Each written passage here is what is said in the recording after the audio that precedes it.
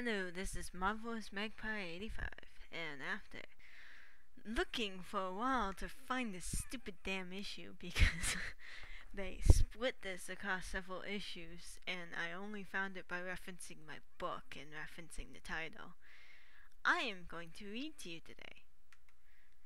And this is a treat. This is just because I really like Shinobi, and this also has some beautiful Sabretooth stuff. Just beautiful. So I should go right on in before my parents go to bed. So, return to Hellfire. And who is this? You'll find out. One way or another, Victor Creed has been a prisoner his entire life. Born with a genetic time bomb waiting to explode when his mutant abilities first bludgeoned forth, raised like an animal, chained by his hateful parents in a cold, dank basement. Grown into adulthood, an all-too-willing participant of his own mental instability and violent rages. Ready. And perhaps for all these reasons that neither he nor the residents of the Xavier's School for the Gifted Youngsters, who serve as his hosts, some would say keepers, would care to agree with, the man called Sabretooth feels oddly comfortable in this mansion asylum he now calls home. I'm so glad they did this full page. Psylocke moves like Mercury, an ever-fluid,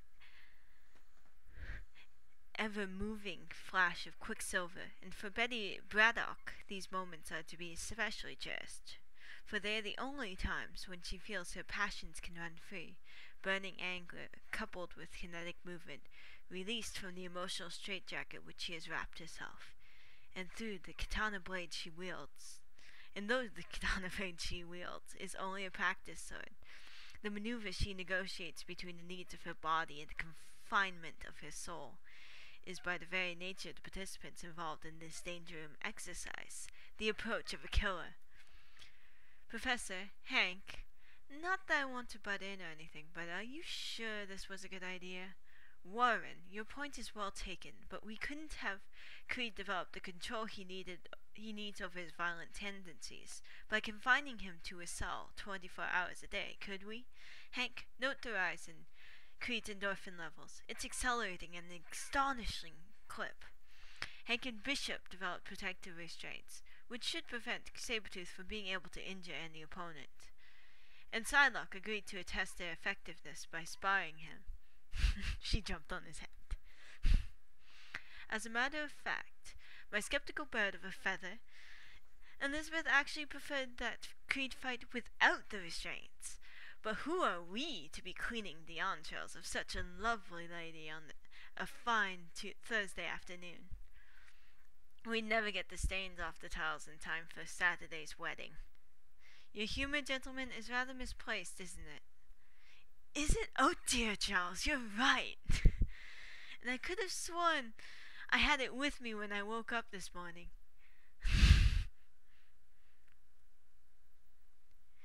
So I'll get some good kicks in. Sometimes I long for the days when your report cards could be used as blackmail. Not bad, girl. Managed to tag me even without that telepathic knife of yours. I sparred without the use of my mutant abilities, solely out of deference to your reduced capabilities, but I still fought to win. You're my kind of girl, Psylocke. I know, Creed, and that worries me to no end. Now, exactly what's that all about? She's just ended her flirting with Scott. Don't tell me she's starting up with Creed of all people. Would someone care to explain this to me? Warren, in matters regarding Psylocke, I fear there's little guidance I could give any of you. I presume things with the good Detective Charlotte Jones are a romantic standstill then, Warren? No more so than between you and Trish Tilby. Ouch! Well, Psylocke certainly seems to like them lively, doesn't she? Warren, you aren't actually jealous, are you? No, more like childishly upset, maybe, that no one of the opposite sex is paying any attention to me. And I look at someone like Betsy, and gents, let's just say a guy starts to get mighty lonely. Yeah, awfully lonely, especially after Colorado. I'm sorry, this is a whole bunch of emo, Warren, but, a warning. These issues are great, but they're despite of Archangel Warren, who is very melancholy. Now back to my narration. Lord, now I've gone from one extreme to the other in my life, the richy rich playboy to the brooding bird of prey, losing my humanity in the process. And what have I gotten in return? Just when I thought I was getting my act together, all of it got churned up again. When Jean and I encountered that biosentinel patterned after Candy Southern, the first woman I ever really loved. She tried to free me from my guilt, but watching that synthetic form dissolve into nothingness was like watching Candy die all over again. It's almost as if she had to pay again for me letting my guard down, for laughing again, for wanting to fly free again. Look at Scott and Jean getting the grounds ready for the wedding. Lucky dogs. What I wouldn't give to be in their place. Is it right to feel sad for myself when I should be happy for them? I know I've gone a long way towards losing the darkness that was eating me up inside, after Apocalypse turned me into this archangel, but that doesn't mean I've found any light to replace it with. Mail call! Hey, looking slick today, buddy. Just for tea and I scream cones with Ivana Trump or something? This reference made me laugh after Trump being voted in. And now I'm going to continue again. They called scones Jubilee, and I thought the professor talked to you about rollerblading inside the house. Well, if Drake the human ice cube can keep dripping and McCoy can keep shedding, I can keep skating. I got something for you here. Let's see now. Bills, junk mail, Hair Club for Men, that's for the prof. National Geographic, Naked Pivneys, that's for Drake. Aha! Here you go, Tweety. Smells kinda perfumey nice in a Liberance kinda way. Nothing from Wolverine, though.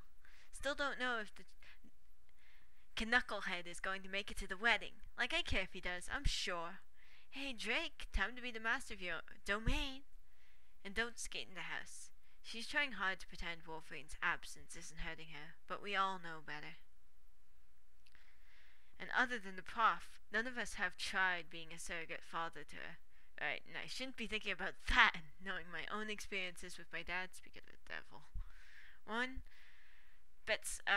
Psylocke, I was talking to myself, got a letter, an invitation actually, from the Hellfire Club for the annual gala signed by, of all people, Shinobi Shaw. The Hellfire Club? Really? I used to love going to the branch in London. It was brilliant. All the best and brightest gathered together, the creme de la creme of British society. And a full view of her just for you. You were a member? I didn't know. My father was, actually. He would take my brother Brian and me there at times. I'm still a member, I imagine, since membership passes on to the heirs of a person's estate, if I remember the club's charter correctly. You do, which means I'm one too, but not by any choice of my own. Seems you could say that about a lot of things in my life, huh? Now let's not go off into any Hamlet-like soliloquies, please. Creed exhausted me. Tell me, the inner circle of the club posed quite a threat to the X-Men at one time, didn't they? You might say that, Bets. The inner circle was much made up of the rich and powerful men, both human and mutant. Sebastian Shaw, Harry Leland, Donald Pierce, and Mastermind posing as Jason Weingard. Subverted Jean into joining them. The X-Men took care of them then, but it was always a stalemate, with neither side really winning or losing the battle. It ended when the members of the inner circle were mysteriously picked off one by one, until the circle's demise was sealed when Sean was killed, and his membership passed on to Shinobi. Right, and the young Mr. Shaw is a member of those upstarts we learned about. But from what we've gathered, the upstarts are like a billionaire boys' club of rich, spoiled young mutants who have nothing better to do with their time or power than vent their anger in pretty dangerous displays of their mutant ability. So much exposition. Why would they express any interest in me? Calm now, Juan, you're prime recruiting material. Right, I'll go tell the professor about this, and I'll look for something appropriate to wear. The Manhattan's brownstone of the Hellfire Club on Fifth Avenue had not seen a gathering of this nature in months. The rich from across the city, indeed the country, have come to celebrate the night. Gawking citizens, police, and paparazzi all greedily clog the entrance to the mansion. Mr. Warren Worthington, sir.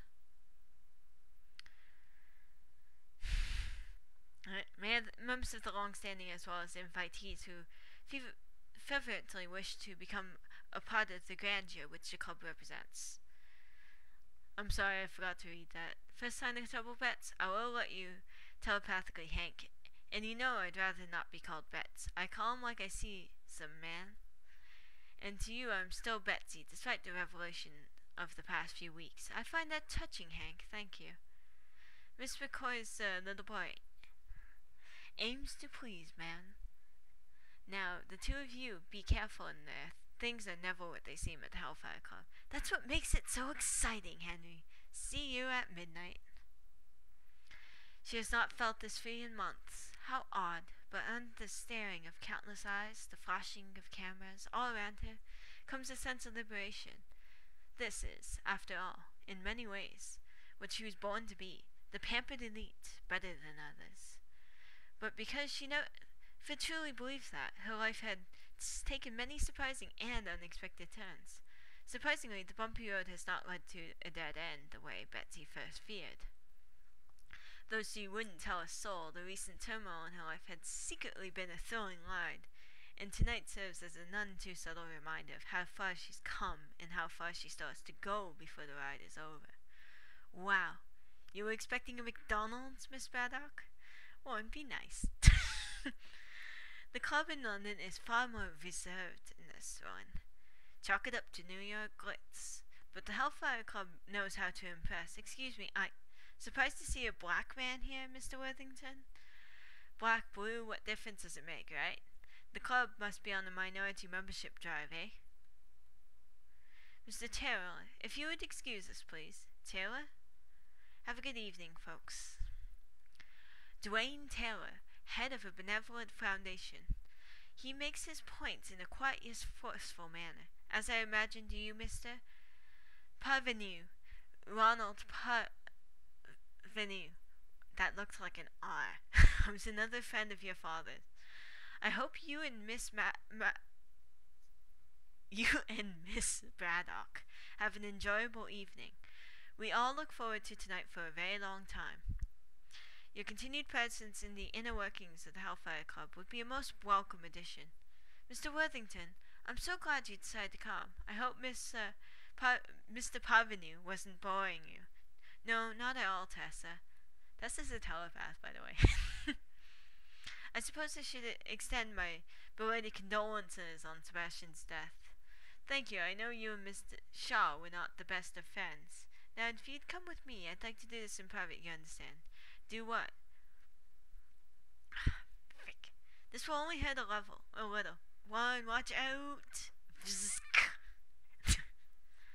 Consciousness fades quickly and only slowly returns. They feel gentle hands on them, touching, stroking, changing their clothes. This is an intimate violation they have no ability to stop. And 30 minutes later they awaken. The trespass is readily understood. Shaw, that is you, isn't it? Warren, my apologies to you and your enchanting date on my brisk approach. Brisque, however that's pronounced. I sometimes don't know how words are pronounced outside of, like, how they're written. It's a weird flaw I have, so correct me if you like in the comments if you can manage it. So I continue. But if you and I are going to be allowed to see all the treasures beneath this great mansion, after I always tried to conspire you to do so when we were children, don't you think it simply had to be done while dressed in so decadent and appropriate a manner? I hated this place, and as I recall, so did a little boy who tagged along behind me named Shinobi. I have learned, as I have grown older, to enjoy the pleasures our status affords us. And Miss Braddock, my sincerest regrets over your recent difficulties with the Eastern Jigoku cartel. Didn't mean to make your problems worse as far as you know it, anyway. So as a token of my sincerity, if and when you decide to rectify your situation, feel free to give me a call if you need any help, okay? Now on, before you start getting jealous, I'll pay some attention to you too. A toast, Worthington, to us. Just look at how far we've come. How often did we see each other here? Once every couple of years? Well, here we stand now, all grown up and ready to take our place among this growing elite. Here's the deal, Warren. I intend to re-establish the inner circle of this club, and I want you to be my White King. It is our time now, our opportunity to become what we were born and bred to be. Heirs to the power that this club represents, as well as all the perks and privileges that go along with it. Don't deny your interests, Warren, for I've seen the spark, the fire in you, ever since we were children, the eye of the eagle. My father never saw it in your dad, but he saw it in you, and since I was such a disappointment to him, dear old food for worms, Sebastian, never failed to tell me that. And how many ways did he punish you for that, Shinobi? Is the kid who cried one time telling me what a monster his father was, now saying that he wants to be just like him? My father was a good man, Shinobi, but I don't have much interest in being a corporate Mongol millionaire like he was. Mogul millionaire. How could you be going down the roads you've chosen after the kinds of torture Shinobi Shaw put you through? This club, and especially its inner circle, stands for too many things that I can't agree with, so I have to reject your offer. I should have expected it. I guess what couldn't kill me made me stronger one. A shame the same can't be said for you. 'Cause whatever I might have lacked as a child, I got now, and I'm willing to use it to bleed this planet dry of everything it has to offer. No, you're a mutant? Let go of her, Shaw, now! No prob, this was always meant to be between you and me anyways. I am a fellow mutie, Warren. Intangibility's my specialty. Not too splashy, but just be aware that I could have removed my hand with her heart still beating and bloody between my fingers. But I'm a ladies' man, so I deferred, which is fine since I get the feeling her heart belongs to someone else. And what about you, Shinobi? Who does your heart belong to? No one, right? Just a spoiled, selfish brat. Look at you. You can reach into anything you want. But even when you do, you can't find anything to hold on to. And how different does that make me from you, Archangel? You tell me, what really did happen to your father? You come clean. Then we'll see how different we are from each other. Old unfounded rumors. Your accusations sting a lot more than your braid wings do. War. My father died of natural causes. He's death, not war, dummy. Oh, it must have been one of those naturally occurring explosions, huh? And Shinobi. Just to say, Shinobi Shaw's power makes explosions kind of a bad way to kill him. Why don't you take that eagle eye you claim to have and take a look at yourself? And what do you think I'll find there that I haven't already seen? Ooh, my daddy hit me. Oh, I'm all insecure about myself. Oh, I'm a mutie freak of nature. Well, so what? Those concerns are for lesser people than us, what? I'm not some weak child anymore. All that matters in this world is who is stronger, and I'm going to make sure that's me. No matter who you step over on your way up. Is that how you measure your self-worth? By the number of people you defeated? To get where you are?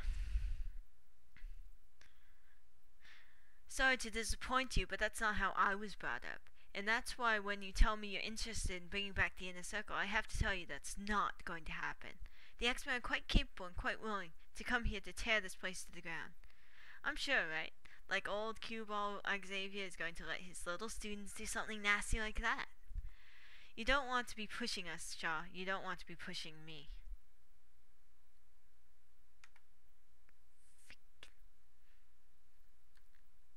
Sorry, you get spoilers sometimes because I'm terrible with this.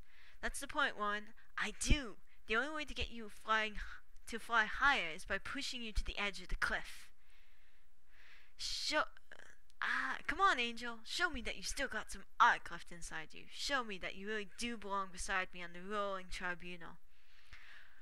Looks like it's a stalemate, Shaw. You materialize yourself to hurt me, then my wings will slice you in half. Guess we do understand each other inside and out, don't we? Unfortunately, one, understanding the similarities, seeing in another, the similarities one sees in another, does not always lead to self-enlightenment. Perhaps we can help Shinobi fly free on his self-delusional repressions. The psychic knife is a physical manifestation of Psylocke's telepathic powers, and with calculating precision, she cuts through the folds of Shinobi Shaw's subconscious mind, splaying open for clinical inspection the painful swirl of memories churning inside him.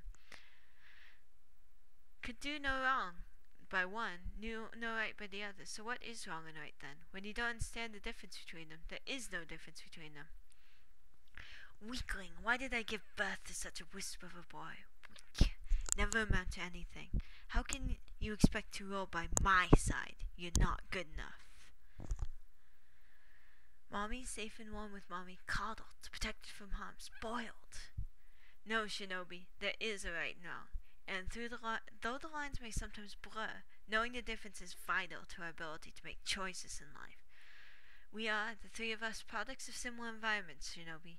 That does not excuse our responsibilities to our fellow man or to ourselves. Where I come from affects but does not dictate who I am, and who I am now affects but does not dictate where I'm going. I'm lucky I had supportive friends who helped me realize that. Who do you have? The one person I always have, me. Then it looks like we've both found something to fill up the holes inside us. I'll save passing judgment on who made the better choice. I don't need or want your pity. Good, because I don't have any left to give. I used all of mine up long ago on myself. For years he scampered about the halls of this mansion, always wanting to know what his father did in the basement below. Always thinking that since he could never find it anywhere else, the key to happiness had to be down there. Then he grew up, he opened the doors, he walked the halls of the inner circle, the halls of power. But all Shinobi Shaw has found is a room that is cold and that is as cold. But all Shinobi Shaw has found is a room that is as cold, as barren, as empty as he is. And now for something a little more uplifting. In 30 days, you are cordially invited to the wedding of Scott Summers and Jean Grey. Bring a gift of happiness. I should really try to read that storyline when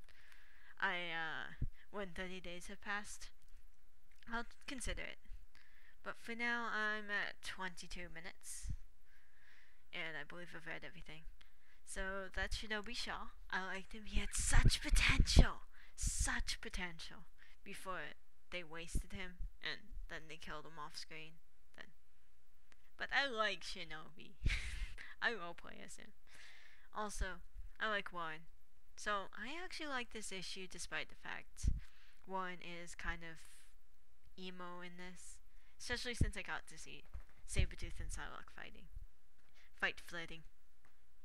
But anyways, if you liked my reading, please like this. If you're new to this and you like what I'm doing, please subscribe. And hopefully you'll see me again. I plan to do more videos per week. So, bye.